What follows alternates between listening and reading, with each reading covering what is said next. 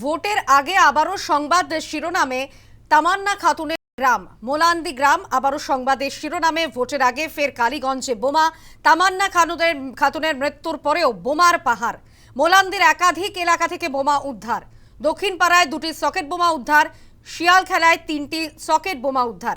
আবারও বোমা উদ্ধারের ঘটনায় তামান্না খাতুনের মা তিনি যথেষ্ট আতঙ্কিত হয়ে পড়েছেন। কি বলেছেন তিনি শোনাবো।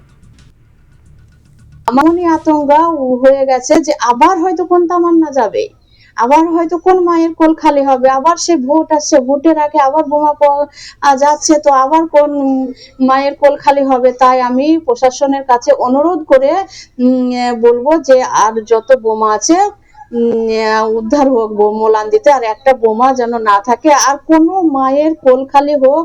আমি আর পারছি না, সহ্য করতে পারছি না। তাই আমার একটাই অনুরোধ যে ভোট ভালোভাবে হোক আর বোমা উদ্ধার হোক। স্থানীয় বাসিন্দারা তারা কি জানাচ্ছেন? এইটা আমার দোকান, আমার দোকানের পাশে একটা পেয়ারা বাগান আছে। এই পেয়ারা বাগানের পাশে দুটো বোমা নাকি পড়ে আছে, সেটা দেখলাম। পুলিশ এসেছিল, পুলিশ এসে ওগুলো নিষ্ক্রিয় করার জন্য ওরা সব ছবি টবি তুলে নিয়ে যায়।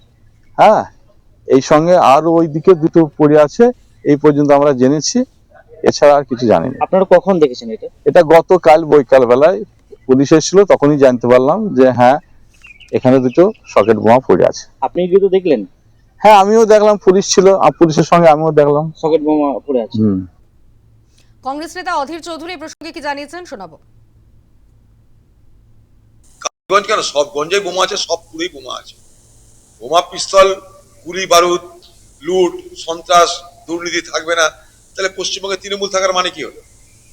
এই বোমা, এগুলো দৃশ্যমান, অদৃশ্যমান বোমার পরিমাণ এর থেকে কয়েক হাজার গুণ বেশি। দৃশ্যমান, এটা দেখতে পাচ্ছি আমরা।